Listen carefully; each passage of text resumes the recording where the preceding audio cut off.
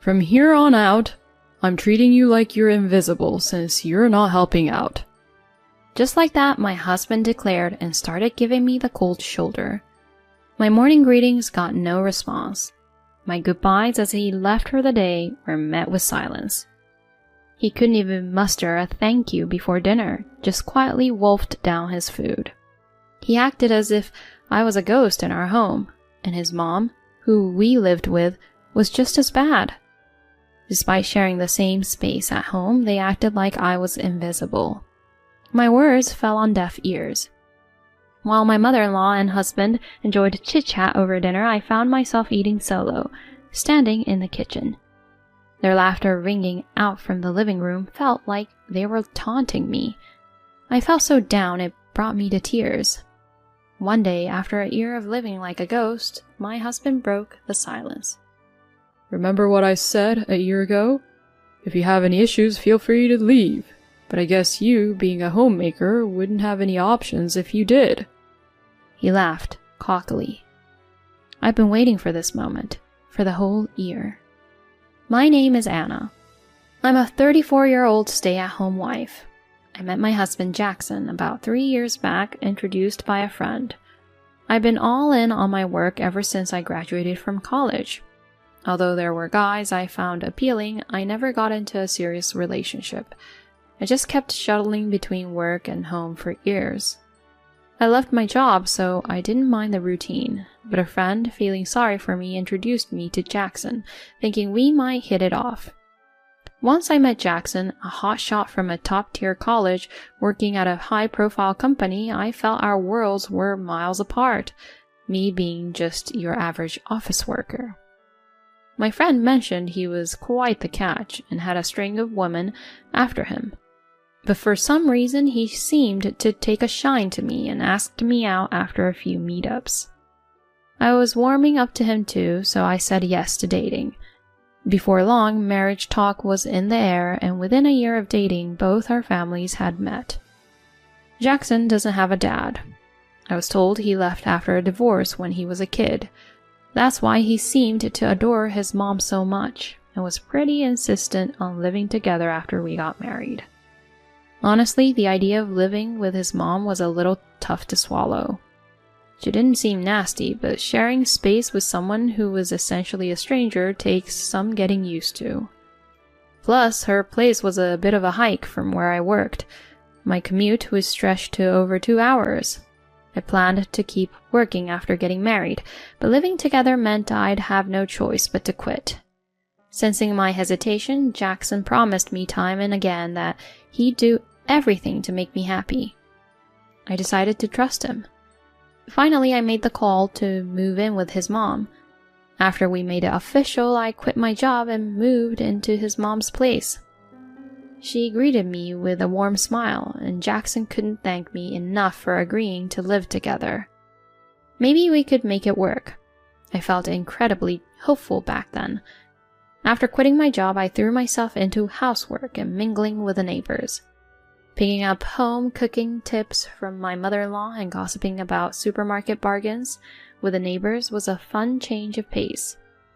One day, Jackson came home looking wiped out. It was rare to see the typically cheerful Jackson like this, so I was a bit concerned. "Welcome home, honey. You okay? Tough day at work?" He responded, "Yeah, it was," and let out a heavy sigh. Then looking me in the eye, he said, "Anna, I need a favor. I feel lousy and embarrassed even asking, but..." He had this serious look on his face. "Hey, we're a team. Spill the beans. I'll do whatever I can to help." My response brought a faint smile to his face. "Well, I need help with work. I'm heading a new project and drowning in paperwork. I just need you to sort out some stuff I've collected online. Can you handle that?" Well, that's a bit anticlimactic. With that intense expression, I was expecting something much more serious. "That's it? Of course I'll help. I've been adapting to this lifestyle and was actually contemplating trying something new." So from that day, I started pitching in with random tasks like organizing paperwork whenever I had spare time. It felt great to lend a hand to my dear husband. The idea of easing his load didn't bother me at all, but after 2 months of living like this, I started feeling worn out. Juggling his work and house chores was beginning to weigh me down. Initially, it was just some basic internet research, but gradually I was roped into crafting presentation materials. Now I was handling all the presentation documents. It was just too much. It went beyond what I initially agreed to. There was barely any time left for house chores. That's when I decided to tell Jackson I needed to bow out of helping with his work. Hey, Jackson, can I take a break from helping with your work? It's tough managing house chores and prepping presentation materials simultaneously. If it's absolutely necessary, I can stick to light research like before. As we snuggled in bed, ready to call it a night, I turned to Jackson lying beside me. Suddenly, he sat bolt upright. Startled, I sat up too. He looked at me, his face hardening within seconds. Don't spring that on me now. I've been relying on your help to drive this project, but I guess a homemaker like you wouldn't get it. He shot back with a touch of sarcasm. I was stunned. I couldn't believe that the always kind and upbeat Jackson could say such a thing. As I sat speechless, he let out a heavy sigh and continued. All right, from here on out, I'll treat you like you're invisible. If you have any issues, feel free to leave. I gasped at his words. What are you saying? How can you think like that? I managed to snap back, but he ignored me and dove back under the covers. Despite my attempts to rouse him, he'd already drifted off to sleep. After that, Jackson began treating me like I didn't exist, just as he'd promised. He overlooked my morning greetings, my goodbyes when he left for work, and even when I served dinner. He acted like I was a ghost in this house. And his mom was no different. Despite sharing the same place, she behaved as if she was blind to my presence. It was painfully awkward. She wouldn't respond even when I tried to start a conversation. Gradually, Jackson began having meals just with his mom. While the two of them enjoyed dinner together, I ate alone in the kitchen, standing up. Their laughter from the living room felt like a cruel joke, and it was so sad that I felt like crying. But maybe some of this was on me. If I had been better at juggling house chores and assisting Jackson, this wouldn't have happened. Maybe he's just fuming now and will cool down with time. With those thoughts, I didn't muster up the courage to put my foot down, and all I could do was endure. Those hard days rolled on, and before I knew it, nearly a year had passed. As was the norm, Jackson and my mother-in-law carried on ignoring me. Ever since he cut off my allowance, I've been scraping by on savings for my single days. It had me questioning why I even got married. As I was hauling in laundry for the three of us, I heaved another sigh.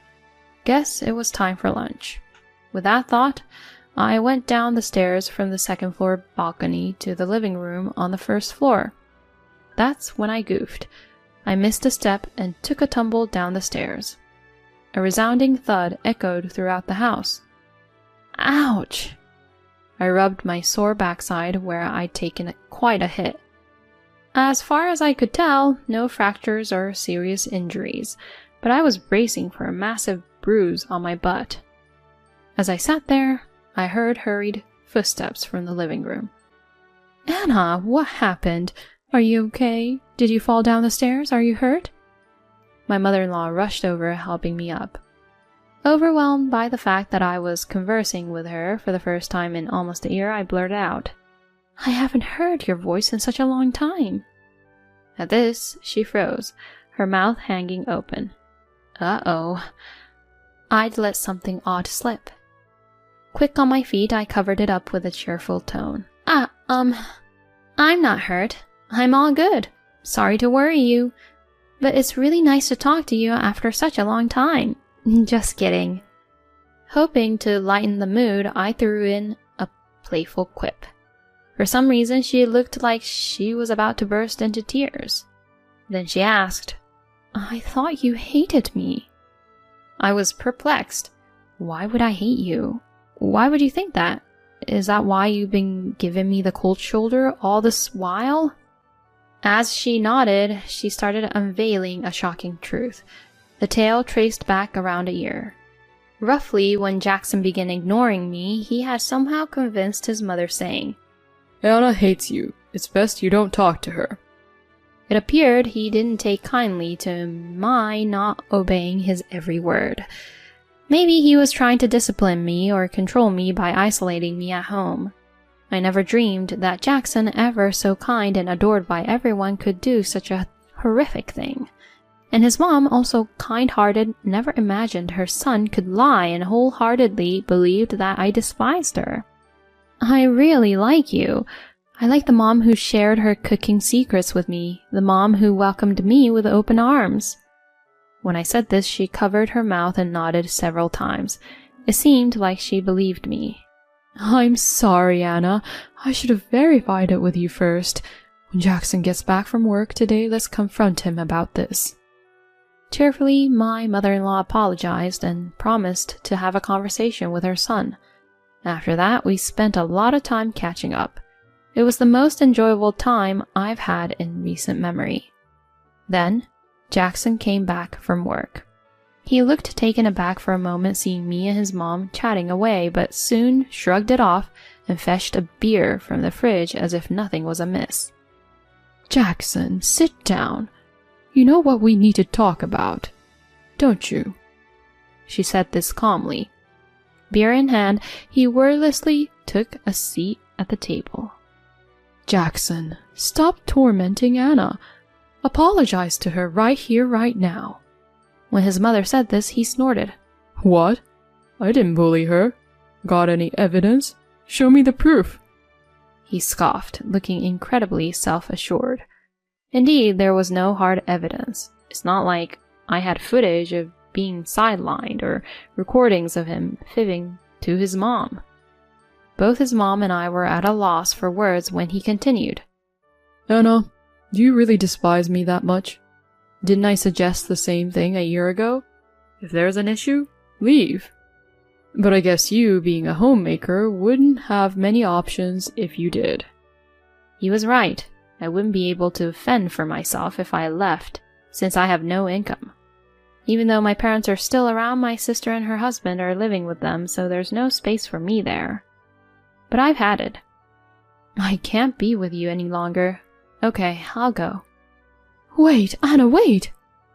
I brushed off my mother-in-law's pleas to halt and began packing. I stuffed only the clothes and toiletries I'd need immediately into my overnight bag. Thanks for everything up to now. Do whatever you want. You'll be crawling back soon anyway. Amid his abusive jeers, I left my in-laws' house. Fast forward a week, I was lodging at a hotel near the terminal station. I was swamped with various tasks I needed to sort out for my future. Just when things were starting to settle, my phone rang with an alarmingly fierce call from Jackson. I ignored it for a bit, but ultimately picked up around the 10th call. Hey Jackson, how's life? Don't play dumb. It was all you. He yelled so loudly that I feared my eardrums would rupture. It was so loud that I had to distance my smartphone from my ears slightly. What are you on about? The letter. The blasted letter. You wrote that I'm a bully and a shirker and mailed it to the company. What on earth were you thinking? Oh, really? I had no idea, but that sounds tough. I lied. Just as he had said, I had mailed the postcard. After leaving my in-laws' house, I had written a letter to Jackson's workplace. Jackson shoves his work onto others. Jackson abuses his wife. Jackson is a liar. And I embellished more things in glaring red letters. Don't screw with me. Thanks to you, I'm on suspension. Me, a rising star? What the heck? I'm under house arrest until they can substantiate the claims. I just delegated work to an inept underling. I merely gave a worthless wife a purpose in life. The genial and kind-hearted Jackson was long gone. He was likely shouting with a demonic expression while yanking his hair out. if you claim so, you must have proof, right? Go on, show me the evidence. The evidence that I mailed the letter. I retorted with the exact words he had thrown at me just days ago. His fury peaked and he started shrieking, unintelligibly. There was no reasoning with him anymore. So I just ended the call saying, "Well, I'll hang up then." The following day, I swung by my in-laws' house to discuss the future with Jackson. We hadn't scheduled anything, but since it was Sunday, he should be home. I let myself in using a spare key. I didn't see my mother-in-law's shoes. She might be out shopping. In place of her shoes at the entrance, there were unfamiliar high heels. As I was pondering if it could be, I heard noises coming from the master bedroom. I had an ominous feeling, so I dumped my bags in the hallway and started filming with my phone as I approached the bedroom. Amid the clattering noise, I could hear the voices of a man and a woman. I braced myself and thrust open the bedroom door. There was Jackson in the nude, and an unknown woman sprawled on the bed. The woman spotted me and let out a startled squeal. Then Jackson also gasped. "Whoa, Anna?" Oddly enough, I felt incredibly composed, so I decided to just quietly keep the camera rolling. The woman, in a state of panic, quickly gathered the scattered clothes on the bed to cover herself. "Jackson, is she the wife? You're joking, right? You said you divorced her 6 months ago. You said you were going to marry me." So not only was this guy tormenting me, he was cheating too. He must have thought I was the perfect little housemaid. "No, it's not like that. It's not what it seems," he was muttering incoherently. And then the woman decided to just get dressed and scram, declaring that they should break up. Silence engulfed the room. When I addressed Jackson, his shoulders twitched. Then he sprang out of bed and started begging for my forgiveness. What a laughable sight. "I'll do anything.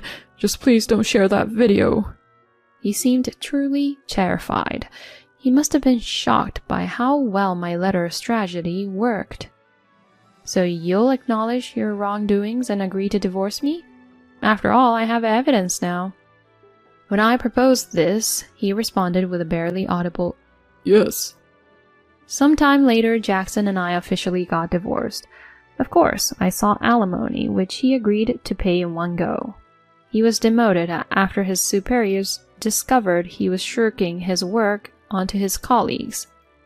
Moreover, his reputation at work plummeted due to rumors about him mistreating his wife and our divorce. Jackson, always a stickler for appearances, couldn't bear it and ended up quitting his job. Now he seems to be living a hermit's life in his mother's house. His mom decided to continue living with him to make amends for the hassle he caused his wife, keeping tabs on his lifestyle and attempting to reshape his behavior. I do feel a tad sorry for his mother, who's blameless in this whole fiasco, but I think I'll kindly accept her gesture. As for me, I managed to go back to the company where I used to work. Apparently, there was an unexpected resignation. And, by sheer coincidence, it was in the department I used to be a part of. While it feels like I've circled back to the starting point, I've resolved to face life head-on, without harboring any resentment. That's the vow I've made.